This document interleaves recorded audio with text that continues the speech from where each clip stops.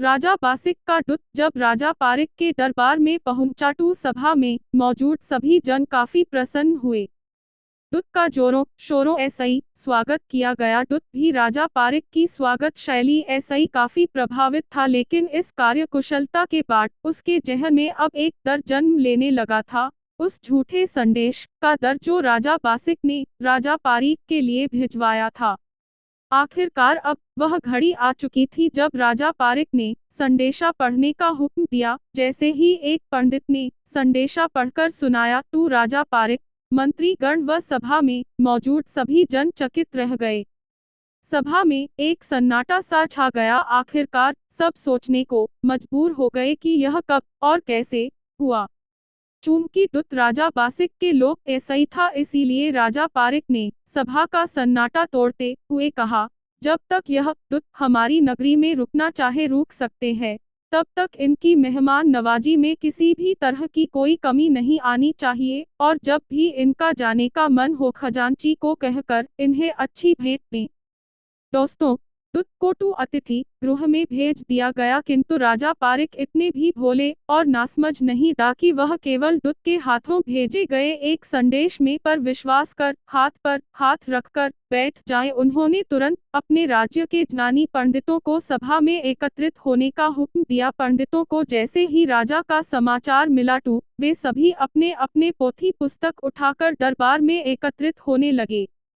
जो ज्यादा बुजुर्ग पंडित था, यानी जो चल फिर नहीं सकते था, उनके लिए पालकी की व्यवस्था की गई, क्योंकि ज्यादा बुजुर्ग पंडित ज्यादा बड़े विद्वान माने जाते थे।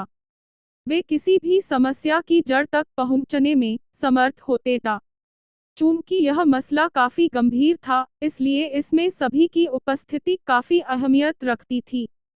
जब सभी पंडित दरबार में एकत्रित हो गए तो राजा पारिक ने कहा, नमस्कार पुरोहितों, जैसा कि हम सब जानते हैं, हमारे राज्य को चलाने में आप जैसे विद्वानों की विशेष भूमिका रही है। जब जब हमारी नगरी में कोई संकट आया है, तब तब आप लोगों ने हर समस्या का समाधान निकाला है और हमें विकट परिस्थितियों ऐसा ही निकाला है। आज एक ऐसा ही संकट हमारी नगरी और हमारे स्वाभिमान पर आन पड़ा है। पंडित बताइए महाराज, हम किस प्रकार आपकी सहायता कर सकते हैं।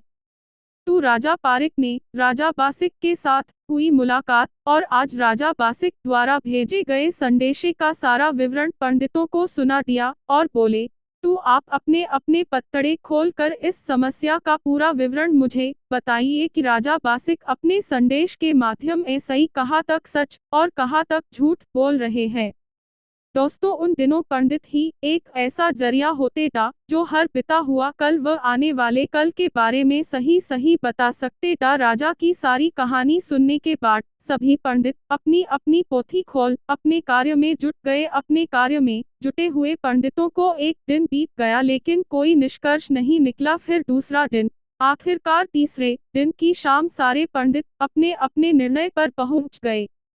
सभी पुरोहितों ने अपनी अपनी जानकारी एक बुजुर्ग पंडित को बताकर कहा, आप हम सब में सबसे बड़े हो, यदि आप ही पूरी कहानी महाराज को अपने मुख से बताओ तो अच्छा रहेगा। बुजुर्ग पंडित ने सभी पुरोहितों की बात पर सहमति जताई और राजा पारिक ऐसा ही बोले, महाराज, राजा बासिक को आप ऐसा ही कोई दुश्मनी है तो सिर्फ इतनी कि उनकी रानी ने एक कन्या को जन्म दिया और आपकी रानी ने एक राजकुमार को।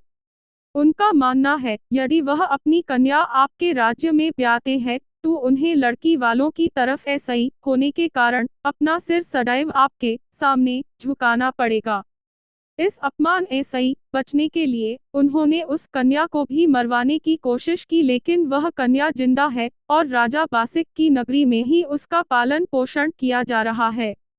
किंतु महाराज, राजा बासिक को इस बात की बिल्कुल भी जानकारी नहीं है।